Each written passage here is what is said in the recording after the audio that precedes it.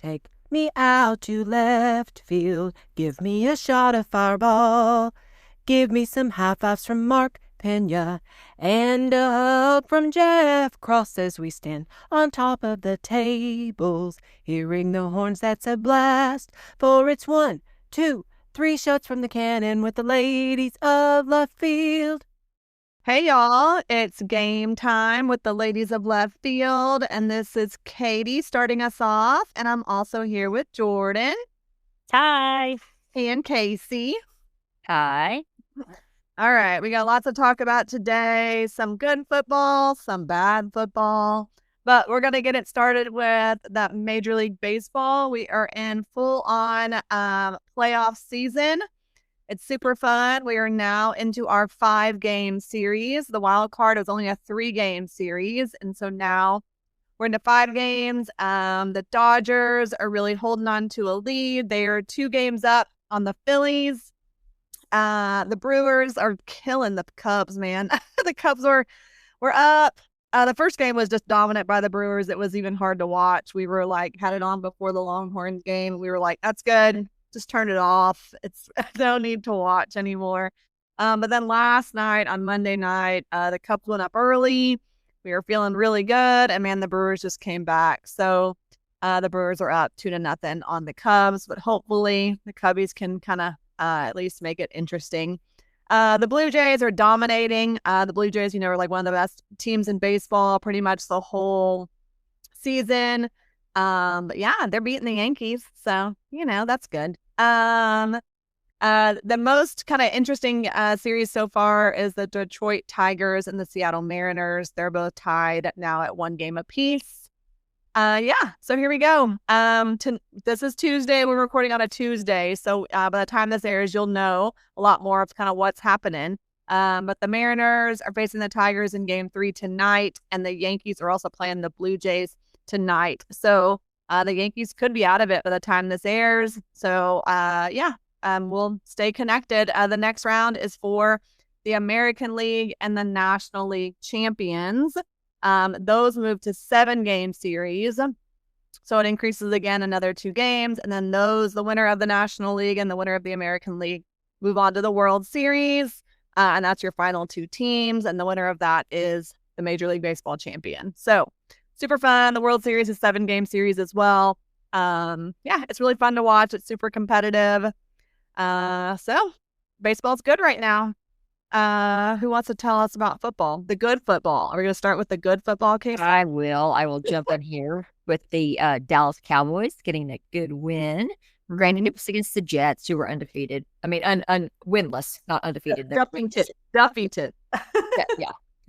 And but anyway, the Cowboys still looked good, especially in my opinion, especially with 4 offensive linemen now. I mean, that was like when I saw that pop up on the screen right before the game, I had a panic attack. But those guys kind of just came in there, and Dak was looking super sharp. The Williams running back is still definitely good. And then we had the receiver Flournoy. Is it Flournoy? Flournoy, I think that's how you say it. He was awesome. So I'm impressed that we're looking less good without CD. I think that I've seen we're either the number 1 or number 2 offense, at least, kind of stat wise going through things. Pass rush is definitely improving. So hopefully the defense can continue to just kind of be a bend but don't break kind of defense. That's how I felt like they were. That Jets had a good first drive all the way down, but then we held them to a field goal. And then that was the only time they had a lead. We took over after that. So that was a good thing there. And I did look up to see, just out of curiosity, DeMario and Overshone's, what they think. And there wasn't anything really specific out there. So I think it's basically still just going on that mid-November-ish type thing, going on the time frame of being a year out, from that type of ACL injury. He has been quoted as saying his knee feels great, that he's running good and doing good, feeling great. So I'm sure he's going to be one of those that's trying to push the envelope on getting back, but we'll see. But anyway, the Cowboys are, we have 2 wins. So I'm go momentum. Take it. And y'all, so has anyone looked to see where Dallas is next weekend? Are they in Carolina? They're at Carolina. Yeah. Oh, yes, we're thinking about that. And so I was thinking about going. Of course, Carolina had to go and win their game last weekend, so now tickets are getting more expensive. But Right. I will at least be in the vicinity, if not in this stadium, for that. Fun. I also don't know, depending on how Texas OU goes, if I'll be if I want to go put myself through that. Right, same in mind. You never know. You never know when Carolina's going to show up too, since they won their first game or they beat the Falcons. Like they shut out the Falcons actually, and so Carolina may be slowly getting better again. Who knows? Well, also, I would say the Cowboys also didn't have Turpin. Remember that was also right. Yeah. Yes, that's right. Jaden Blue finally saw action. With special teams, so that was good. So yeah, it was like I was happy. And we saw a bunch of the Longhorns in the Denver game. There's a ton of Longhorns on the Broncos. So yeah, that's true. Who did I forget was maybe Brandon Jones? Kind of all over the place. Yeah, in the NFL, because you had Ja'Day Barron, who made plays for the Broncos, and then Bakuba, I think, had a penalty for the Eagles, so that helped us, that those of us that were rooting against the Eagles. So that was it. I did see his name come across. That was good. Yeah, I don't know if he was actually the one or not, but his I remember him being on the on TV, and I was like, oh well, sorry. Hey. Yeah. And also, I mean, I was kind of dumb, but like, there are no more undefeated teams in the NFL, right? Yeah, because my Bills lost. Oh, and for last night, Monday Night Football. Sorry, the Jags. I was not expecting that. I had not watched any Jags football, so I had no idea. But me either. Like, are they? I didn't know their record, and I was like, whoa. Yeah. So that was interesting. The NFL could actually be interesting this year. Like, it's finally that time where you're not like, all right, Kansas City's going to beat everybody except or Buffalo's going to beat everybody except Kansas. Like, right. So, but the Ravens are have one win this season. Insane. Yeah. So yeah, NFL should be interesting. It's kind of exciting. Like every Sunday now, you're like, all right. I think I feel like all the Sunday night and the Monday night games so far have been good. They haven't been like boring, where you turn them off and maybe like, I was like, I really had no real dog in the fight. Well, I mean, I wanted to watch Kansas City because of Xavier, all that kind of stuff. Right. But then all of a sudden, that was a back and forth, lots of exciting plays. I mean, that how Trevor Lawrence stayed up and scored that touchdown was unbelievable. Considering Patrick Mahomes had pretty much made a play similar on the drive before where he basically, his knee was like inches from the ground. He used his fingertips to keep him up, and then he ran and straight and got a first down. So for Trevor Lawrence to do that, I was like, ooh. All right. Elon Patrick Mahomes moves there. Well, I also love too, because right when I tuned in, I think was when it was pretty sure fourth quarter, and Trevor Lawrence was trying to go. It was the fourth down where he was trying to go over the goal line. And just had it punched straight out, and I was like, "Oh no, here you go!" Like you can't just be willy-nilly throwing the ball out there at the goal line. Yeah, I think that might have actually been in the first half. I think that might have been. Was it? Oh, I watched more of that game than I thought I did. I think that might have. It was like I turned it on, but I was still doing laundry and stuff. Right. So it's like I don't really pay attention. I mean, and they had that interception return. That guy ran that. I mean, he intercepted when the Chiefs were going in to try to score, and then he ran that thing back 99 yards. I mean, he got past everybody and then just flew down the sideline. It's like, So anyway, good games. You're right. Yeah, NFL has been very entertaining, which is fun.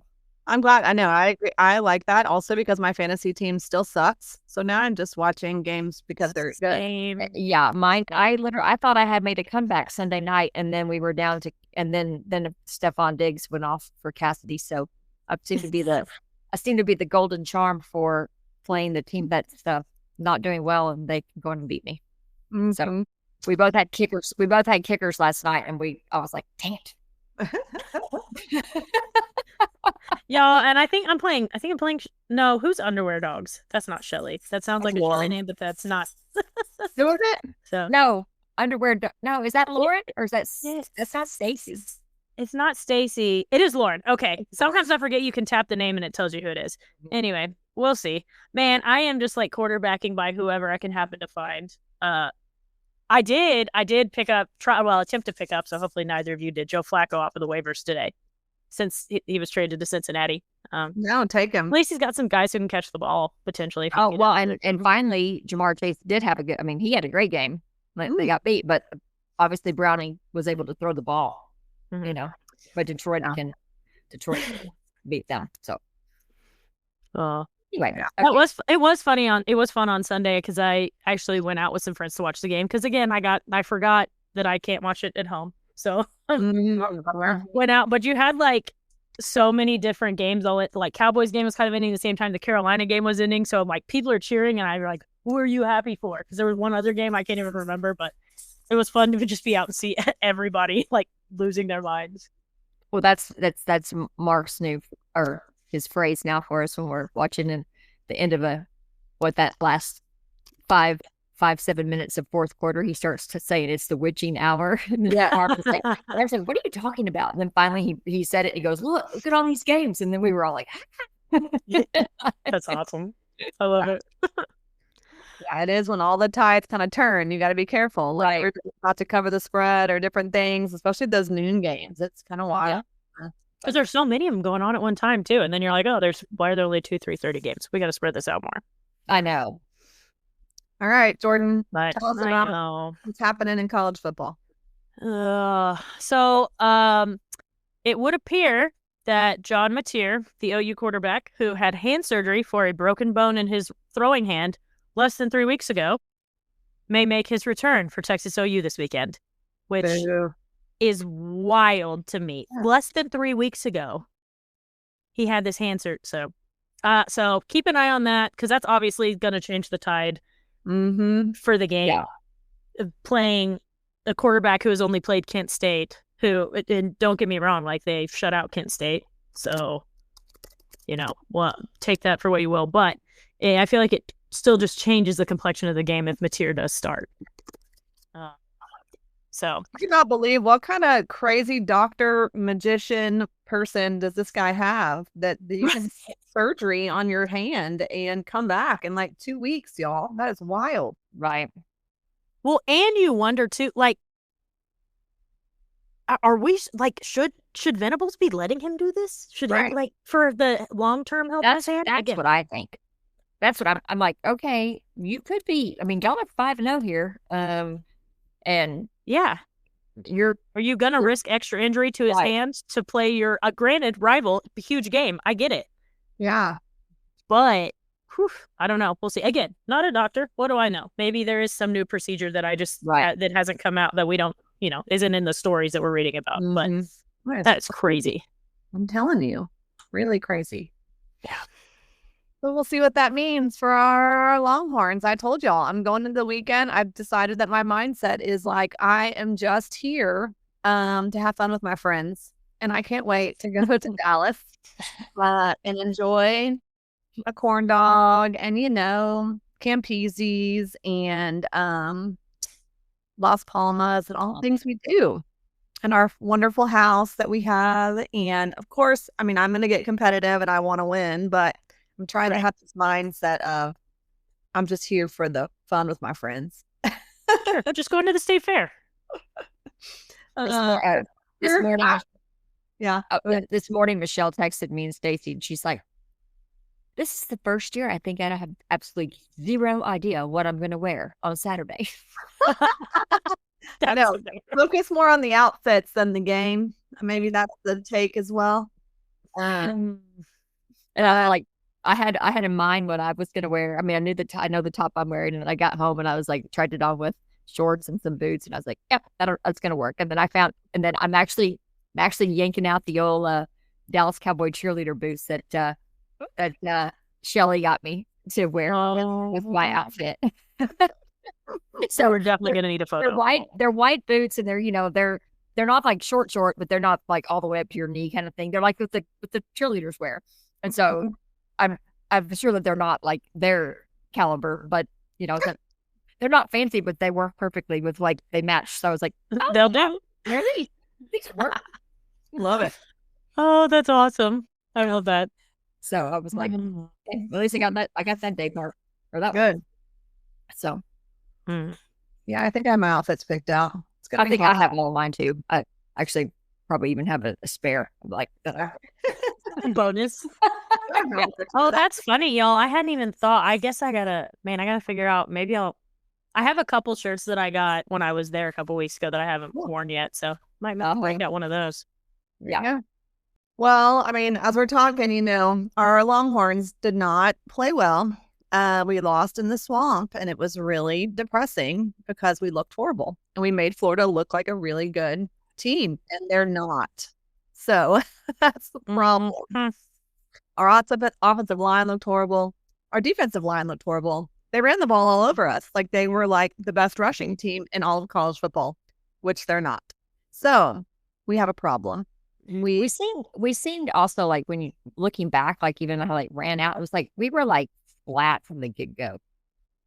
I know that Chase. I thought we were flat too. It's like to have an off week, to travel to the swamp, Yeah. first SEC game of the year, and you look a little flat. Yeah. And it's like, and I don't even know if they granted, it's not the TV's job to like, show the other fans or show the sidelines, but it was like not seeing anything it kind of also lends you to where there was nothing for them to show from our side standpoint. Like there was no energy. I feel like Bijan Robinson had more energy than the whole team. Yeah. And wasn't for us anymore. Riding the bus with them. Yeah. So I just have to, it's just this weird thing. I mean, like, I do think it is on the coaches that they should have been. I mean, you had 2 weeks to prepare for this game. But then I also know from the standpoint of having had my experience of working in the office and knowing like coaches can do all these things. And if players still haven't, our guys may have just been like, we're going to beat them which is not the right attitude to have. No, but it's definitely an easy attitude that college guys do have that can fall into. Yeah, for sure.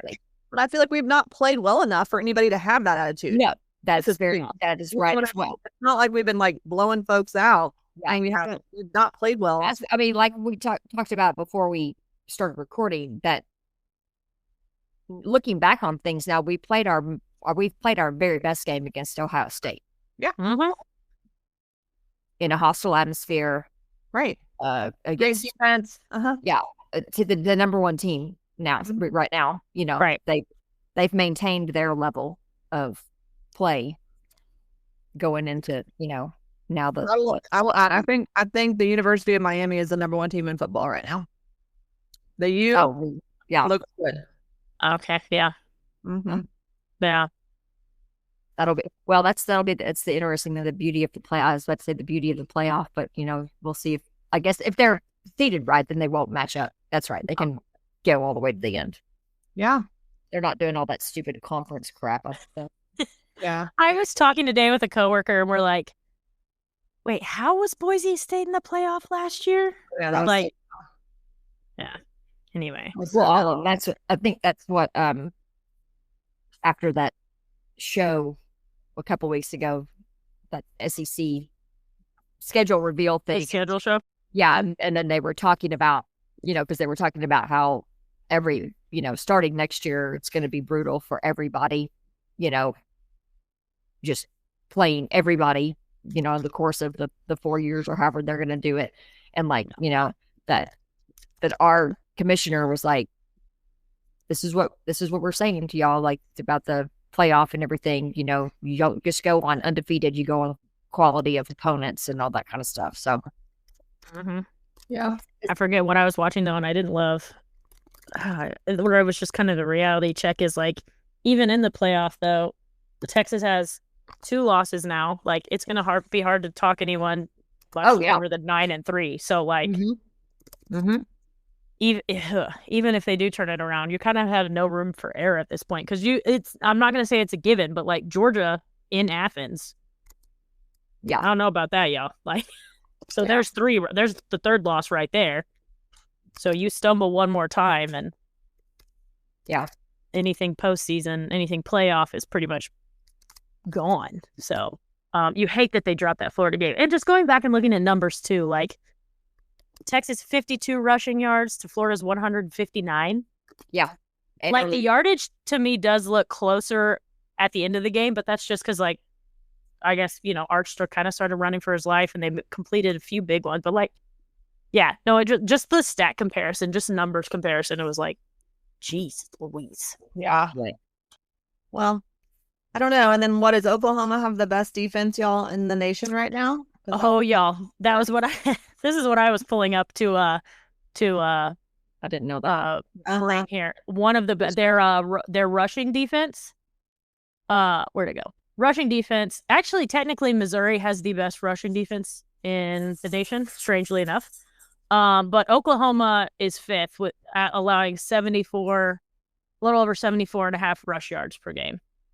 Although I will say, and this could have probably looked better before Saturdays, Texas is 11th and they are 79.6 rush yards per game. So before Saturday, like they were probably looking a lot better, a lot closer to Oklahoma at that point. But some other defenses. Well, I'm remembering too that, I mean, we were so many times on defense, we were there, we just wouldn't even wrap up and wrapping up. Oh gosh, that's horrible. Like, like they were just doing the bounce off. We were having the let's just try to knock you with my shoulder a bit, and it's like, stop it, knock them to the ground, please. Like wrap them up, or like a few of them, even they would wrap them up, and they somehow still got out. I'm like, what are we doing? That's a good point. That was frustrating me so much during the game. I forgot about that. I'm like, come on, just, yeah. Yep, I agree. So I don't know what to expect this weekend. Of course, usually I'm a hopeless optimist, and I'm gonna think we're gonna we're gonna stick around. And this game is always that you can. Granted, the past couple of years we've been super, but I mean, 2 years ago we were like, we're gonna win, and they beat us at the very end, and then of course last year we expected to win, and we did. But I can go back to like some of those. I mean, like toward the end of Coach Brown's years, like, no, we don't have a chance. Case McCoy, we win. One of those years, Charlie Strong, like we have zero chance ever, and then we like shock them. You never know. This game is a I mean, you have to be prepared and you have to be up. If you're not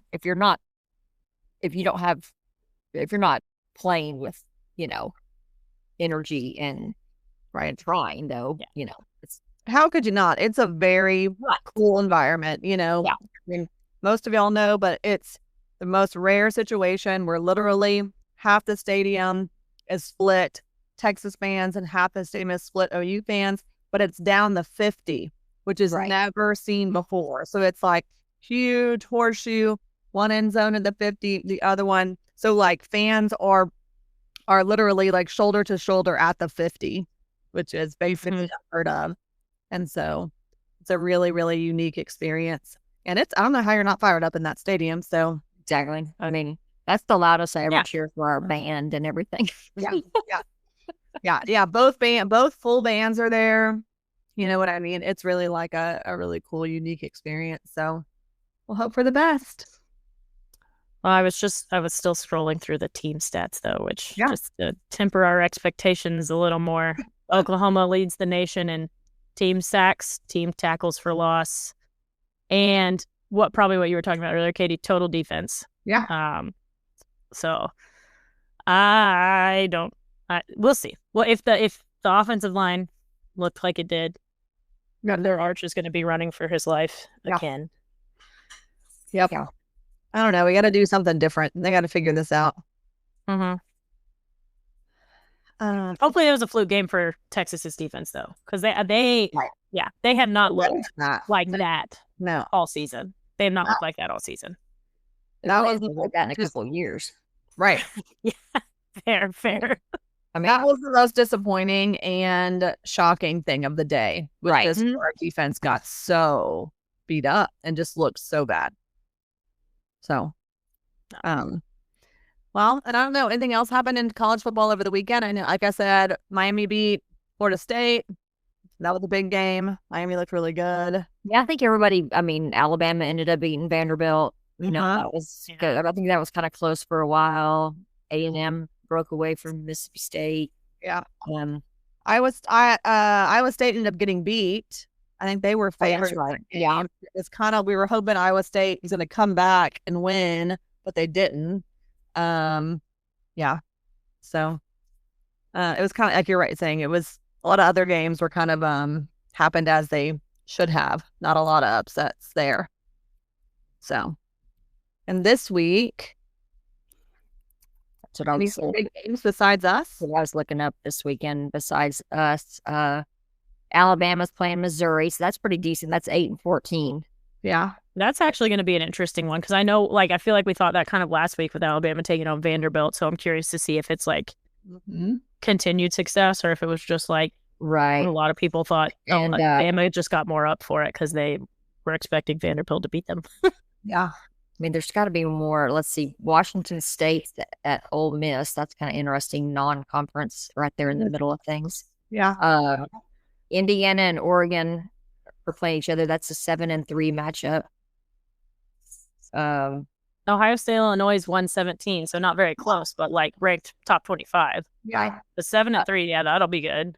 Well, maybe Florida can do it again. They're playing A&M.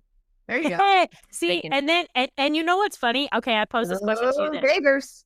If Florida pulls it off against A&M now, do you think that Florida is better, actually a solid team than anybody gave them credit for?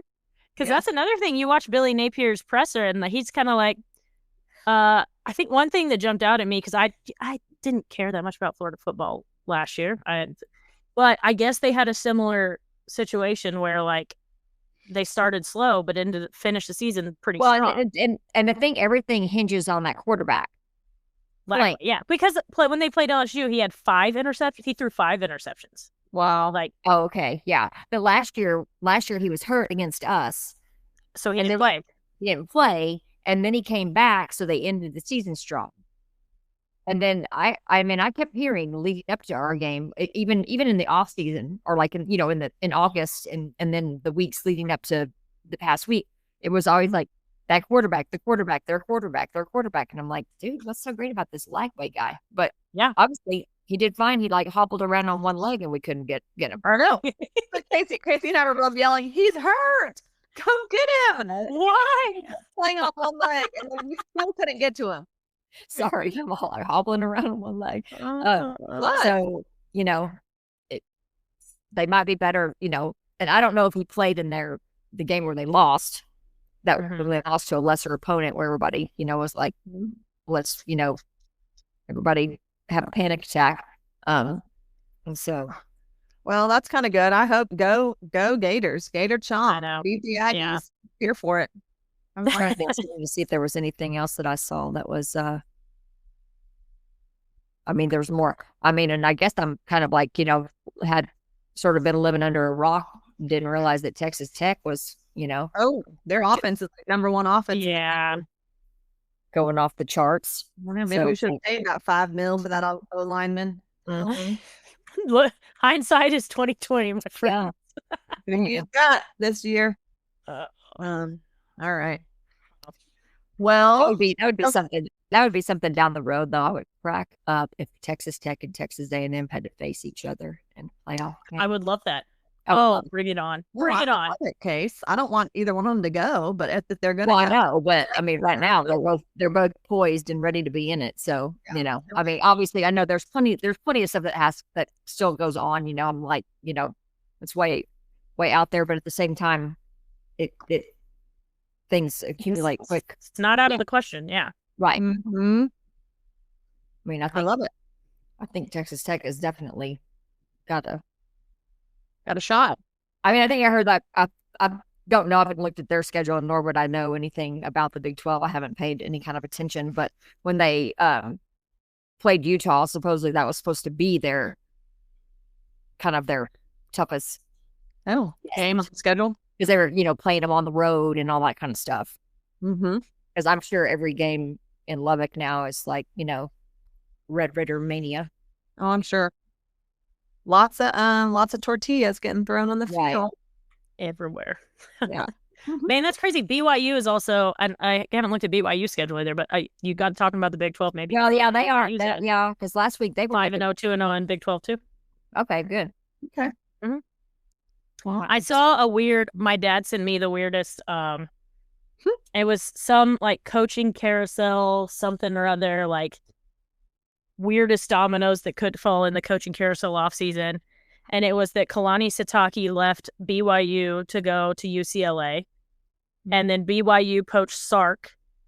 And then Texas poached Lane Kiffin from Ole Miss. Oh, Lord. Wow. I was like, can you imagine Lane Kiffin in Austin? No, thank you. I like Sark. I hope that does not happen. I really like Sark. I'm just like, I can't even imagine. I don't see Sark choosing to go to BYU. Leaving for BYU. He needs give him 10 more years and then he can retire in BYU. Right. Like, yeah. Let him have the glory days here in Austin and then he can go back to his alma mater to just ride it out. But well, should we go with the rest of Around the Horns? We've been talking about our football team. You guys got together good Texas info? Well, our volleyball team continues to just cruise and dominate, and they had 2 more road sweeps. That's like 7 straight sweeps. That's lame. And obviously Nebraska is just as good because we can't seem to. I mean, we've remained at 2. You know, it's like so Nebraska's not falling out either, but that's fine.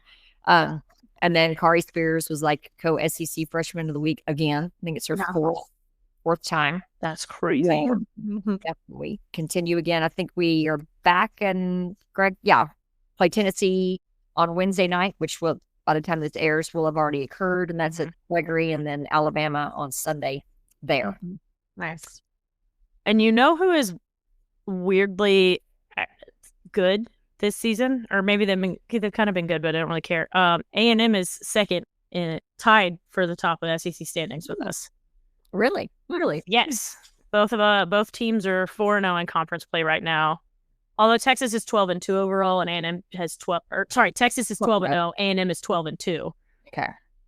But that was interesting. I wasn't expecting that. I was expecting to see like Kentucky and Florida and the other normal SEC powerhouses. Well, our UT baseball team had a, whatever you want to call them, an early fall game against Lamar, and we lost on Friday night. Casey and Barn and Mark went. I did not go. I had a rough day of AISD drama, so I chilled at home with some wine and PJ. And but yeah, I heard it was fun. It was fun to be out there. Yeah, I heard it was a good crowd, big crowd. Lots of people inside the stadium. Lots of folks in left field.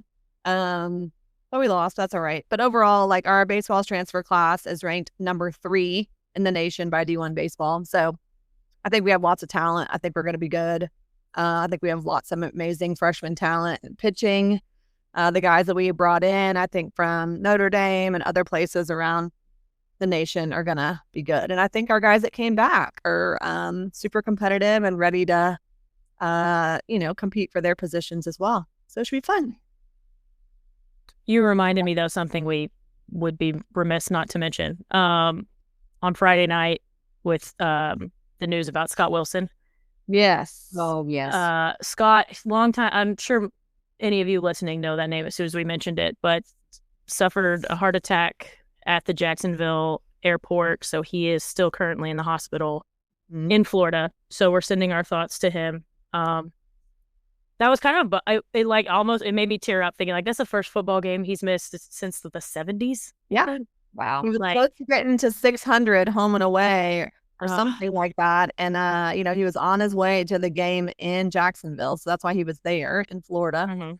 And it's crazy. But yeah, his family is sharing that he's still in ICU. He's still sedated. Yeah. Still not awake. And he's running a fever, but they're trying to figure out what's going on. But yeah, lots of prayers and love to Scott Wilson and his family. I'm sure Casey, I've known him for 25 years plus. I got to attend his famous parties called Rag Fest back when I was in college. Yeah. There were his parties, like he would have one, and it'd be like after that was when we on his conference, and so we'd have a double Friday night game and a doubleheader on Saturday usually. So then it was like that after that Saturday doubleheader, whichever weekend he picked, then it was rag. I mean, like all the players' parents went. I mean, all of the Wild Bunch was there. Their whole group, and then players and players' parents and us. And there's on my baseball thread that I'm on, the guys who start laughing about. They'll start talking about I guess there was like a prize for whoever caught the paper in the morning, like actually stayed awake. So when we switched to having 3-game series, Coach Gus kind of was like, let's cool it with the staying there to catch the paper business. That's awesome. Oh, that's Mark invited many times. We've never. I knew he couldn't stop going to the party, but it was like, let's not be there all into the morning hours. Yeah. I do have I pulled it out last night just randomly though. I was putting on like a t-shirt for bed, and I have a Scott Wilson caddy. Like I got to drive the caddy t-shirt. Yeah. And so I was like, oh, Scott. But yeah. I mean, I think his sister posted it like, he's in like, kind of grouchy, ornery old man. Like they're even seeing his stubbornnness, come out as the nurses. Yeah. So, hoping that serves him well. And so, yeah, but dude, love that man. He's a legend, a Longhorn legend for sure. Absolutely. Yeah. Well, we got one more on the horn who was told. Yeah. I can't, I guess, since I'm sort of know about it. Farrah O'Keefe actually is really cool. We had 5 Lady Longhorns participating for various international teams in the World Amateur Team Championships. I don't know if this is something new or not, but Farrah O'Keefe, she's an American, and the Team USA won that tournament, and she's currently ranked number 7 as a ladies amateur in the country. So, or just, I don't know, it's country nation. So I think that's really nice or cool that we have her. And then, then we also have Lauren Kim. She represented Canada, and Cindy Su and Selena Liao, I looked that up, pronouncing that correctly, from Chinese Taipei, and then Vivian Liu from New Zealand. So very cool. I feel like it's very impressive that we have that many. That's crazy. That's awesome. Doing that well. I mean, and I'm pretty sure, I think our team we're ranked in the top 5 plays, and they'll get started. I want to say it's another week, and then they finally get started back into like collegiate competition. So awesome. I love that.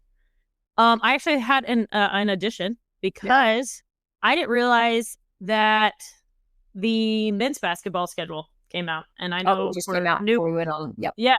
New coach. Miller time. That's great. But obviously, it was already known that Texas was going to kick it off against Duke here in Charlotte. So happy to host anyone that comes for that. Although I know we're not really a hoops fan thing. I know Forrest will be here. Oh, that's fine. But because did y'all know he's a Duke fan?